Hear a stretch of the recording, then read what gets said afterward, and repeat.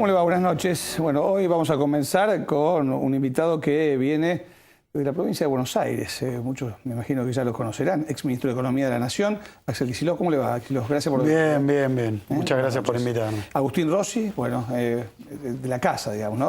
De la provincia. De la provincia. De la provincia. Muchísimas gracias por la invitación. No, por favor.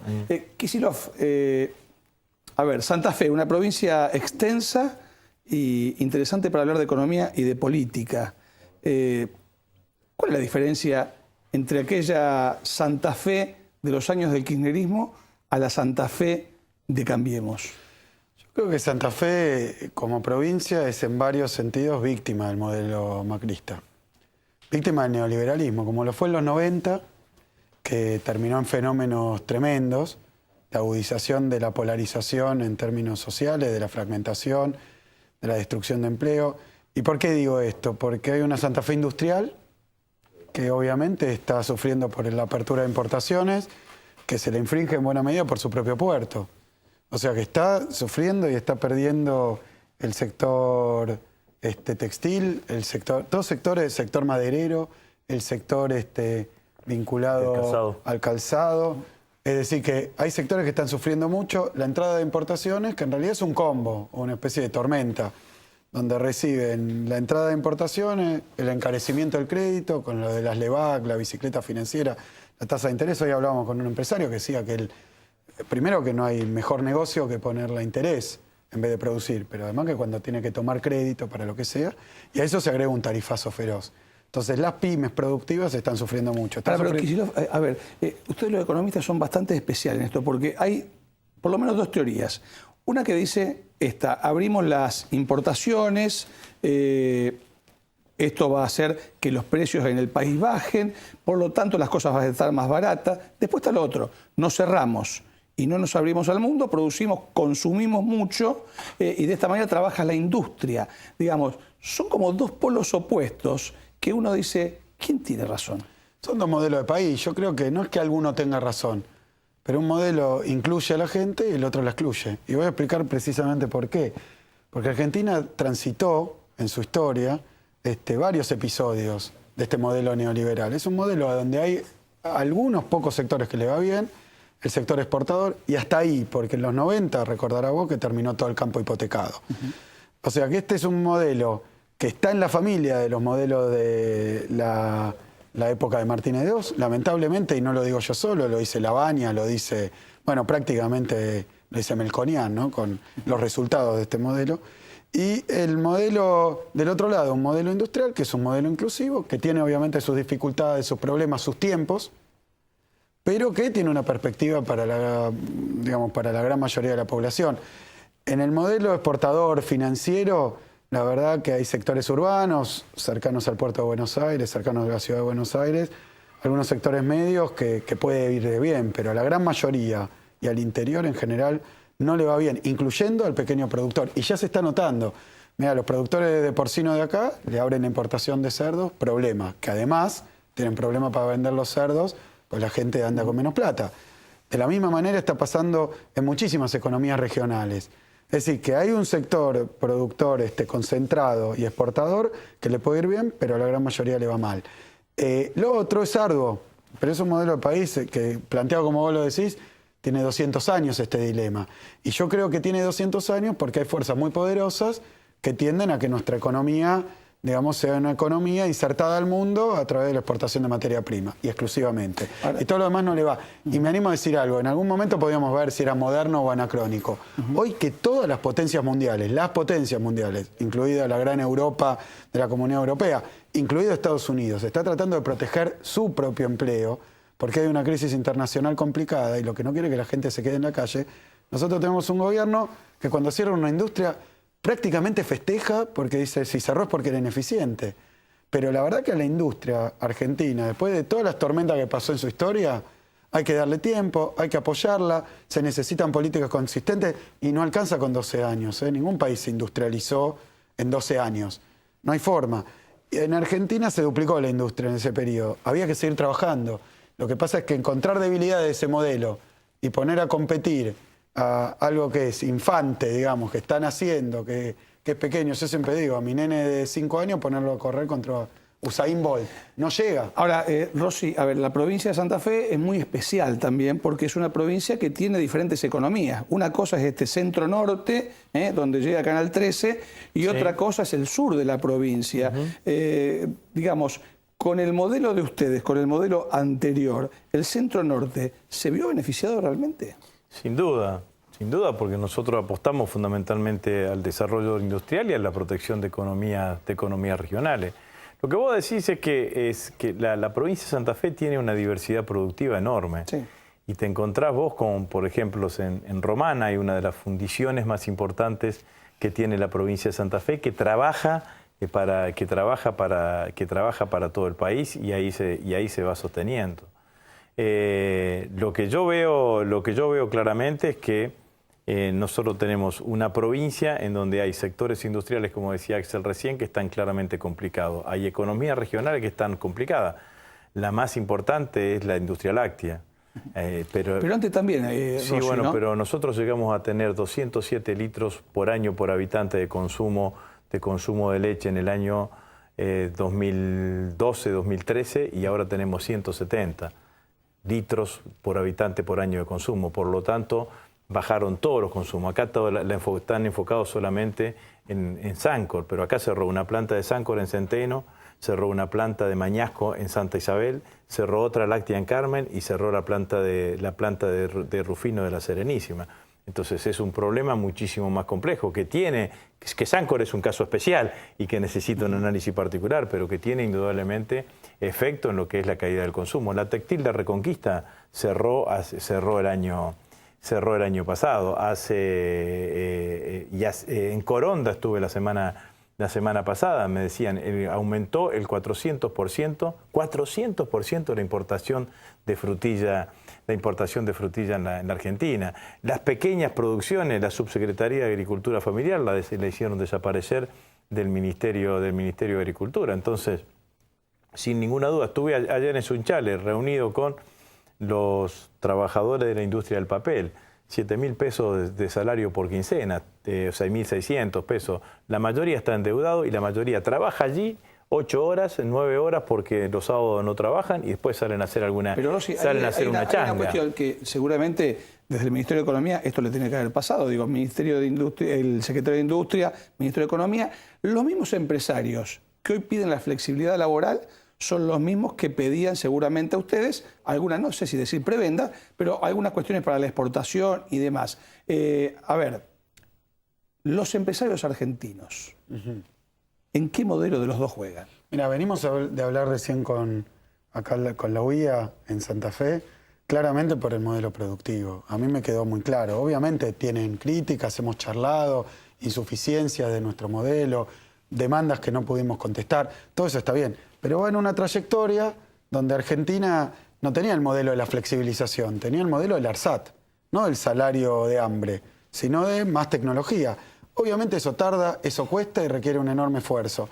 Yo evidentemente pienso que esta situación que hay también no coincide con la imagen que se habían hecho del gobierno de Macri, que tuvo mucho que ver con la campaña electoral. Fue una campaña electoral, por eso Macri no saca 50% de los votos de nuevo, sino 30% a lo sumo y pierde en muchas provincias, 14 de las 24, por eso pierden distritos muy importantes y por eso la oposición es mayoría ante una elección legislativa. Pues me parece que Macri prometió cosas que no está pudiendo cumplir o que me parece a mí que no está queriendo cumplir muchas de esas. Y doy ejemplos, porque uno puede hablar de las dificultades que había, de tal cosa, de tal otra, de la herencia, de lo que sea. Ahora, abrir la importación de frutillas, abrir la importación de dulce de leche, de naranjas, abrir la importación de zapatos masiva, ¿eso a quién beneficia? Pero a ver, Macri que es un perverso, quiere que le vaya mal. No, yo creo que quiere un país, está trabajando para un país que es un país donde hay algunos sectores que se benefician, que no son mayoritarios.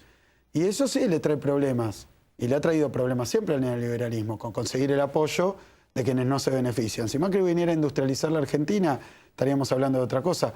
No es así. Por eso el discurso de que un obrero se pueda comprar un celular, irse de vacaciones, es una fantasía. Y no es así. Nosotros no queremos un país donde vivan élites muy pequeñas, muy bien, y todo el resto en condiciones... El tema de las tarifas, porque este es un tema clave, digamos, que hoy se está discutiendo en Argentina. A ver, muchos dicen, Está bien, el retraso de las tarifas es debido a que no hubo inversión por parte del Estado en los últimos 12 años y por lo tanto tuvimos que importar gas. Entonces, bueno, le regalaban a la gente subsidiándolo y alguien tiene que pagar la fiesta. ¿Ustedes hicieron la fiesta y Macri la paga? No. Podríamos ir por paso porque casi todos esos elementos tienen mucha tela para cortar. Punto 1. Argentina lo que tuvo es un crecimiento muy grande de su demanda con problemas en la producción de petróleo, que no alcanzó las expectativas que había, en buena medida porque durante mucho tiempo la principal empresa argentina estuvo en manos de un grupo español que se llamaba Repsol, que no exploró, no explotó y no entendía demasiado razones cuando se le pedía más esfuerzo. Terminó de una manera muy clara la recuperación de YPF. Desde que se recuperó YPF empezó a crecer la producción de hidrocarburos, de gas y de petróleo. Ahora, desde que está Macri viene en caída libre, con el tarifazo. Es decir, que no es verdad que el modelo anterior no era de inversiones, no es verdad tampoco que nos quedamos sin energía, se importaba un 10%, Brasil importa un 35% de su energía, Estados Unidos importa más. Lo que sí pasó es que como nosotros vinimos creciendo muy fuerte en la industria, en el consumo, como todo país que tiene petróleo, porque pasa en todo país que tiene petróleo y tiene gas, vos no cobrás la misma tarifa internacional. Y ese era un requisito de las empresas privadas. Decían, yo quiero cobrar acá lo mismo que cobraría en España. Pero España no tiene ni gas ni petróleo. Y el gas y el petróleo no es de la empresa, es del país y es de los argentinos. Entonces ahí me parece que evidentemente se hizo un esfuerzo, sobre todo a partir de 2012 con la recuperación de YPF, para recuperar el autoabastecimiento. Recuperar el autoabastecimiento no hubiéramos tenido problema de subsidio. No hubiéramos tenido problema de subsidio. No, porque faltaban... Mira, yo te digo, te cito Aranguren. Aranguren viene al Congreso el año pasado, cuando viene el tarifazo, y dice, vamos a recuperar el autoabastecimiento en 3 años. ¿Qué era lo que nosotros pensábamos? O sea que en 2018 estaríamos recuperando. Ahora estamos cada día más lejos. Estamos cada día más lejos porque la política petrolera de este gobierno, la verdad que nos ha llevado a que caiga la producción. No sé si se sale de la vaina por decir. No, pero la política de subsidio también tenía una mirada sobre la economía. Porque nosotros teníamos una política de subsidio de manera tal de aliviar al salario, para que el salario le rindiese más a la gente. Entonces nosotros apostamos al crecimiento económico en gran parte por el consumo, que es lo que apuestan la mayoría de los países del mundo. Entonces, cuando Néstor define esta política de subsidio, lo que estaba generando eran salarios indirectos y estaba generando un fenomenal efecto redistributivo, porque esto se ve claramente en el subsidio del transporte. Si la tarifa de transporte vale 50 y el usuario la paga 25, el otro 25 lo paga el Estado a través de la recaudación impositiva. Ahora, siempre provincia de Buenos Aires fue más beneficiada que nosotros. No, pero eso es lo mismo que lo de la luz que nos dijeron durante tantos años, Marcelo.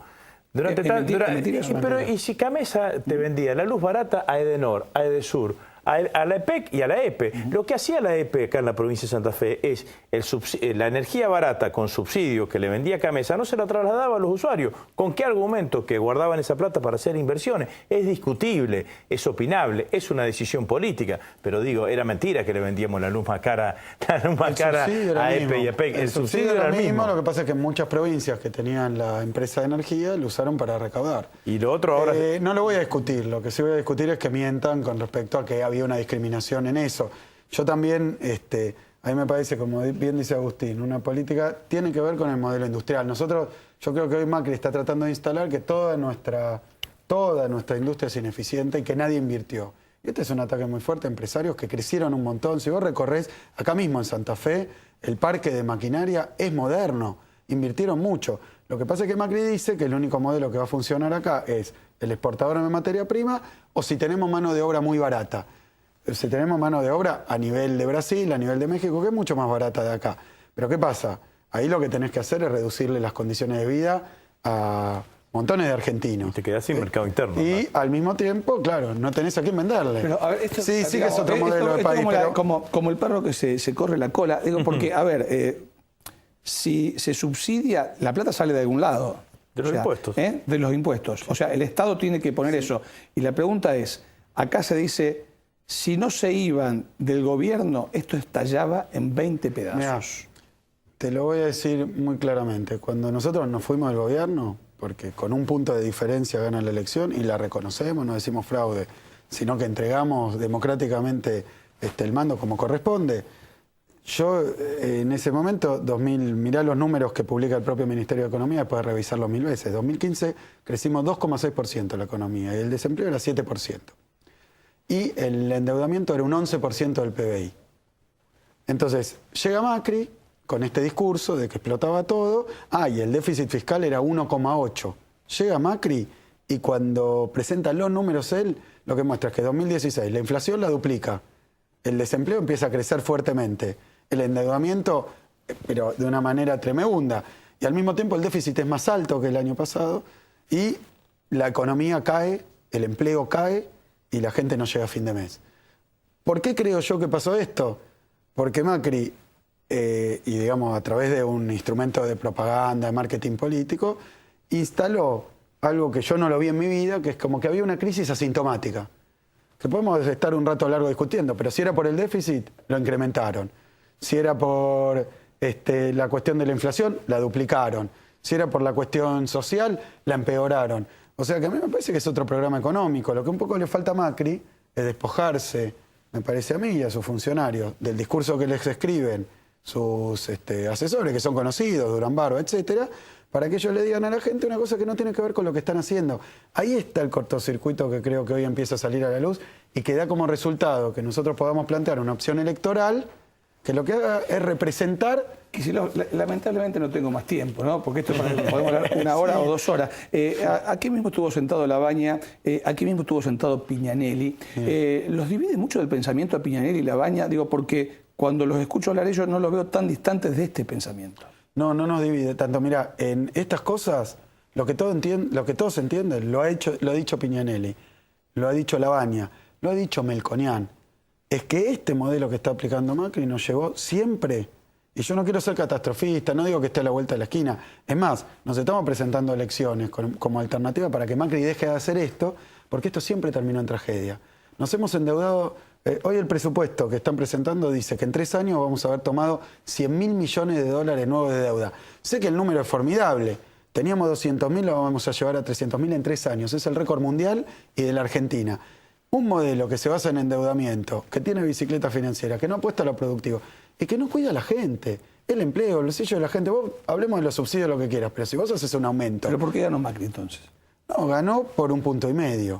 Tampoco es que lo que pasaba después de 12 años tuvo un repudio y nosotros... A veces se habla como si hubiera ganado con 90% de los votos, pero la verdad que perdimos 48 a 52 y esto quiere decir efectivamente que cuando va a la nueva elección ya no recoge todo ese apoyo, y lo sabés porque las encuestas sobre el apoyo al gobierno son mucho más menguadas, porque no ha cumplido lo que prometió. Y voy a ser muy concreto, porque si no parece que estoy hablando de macroeconomía. No tenemos más tiempo. Sí, pero le prometió 82% móvil a los jubilados, ¿sí o no? Hay un spot donde dice, ¿y qué hizo? Le bajó la jubilación.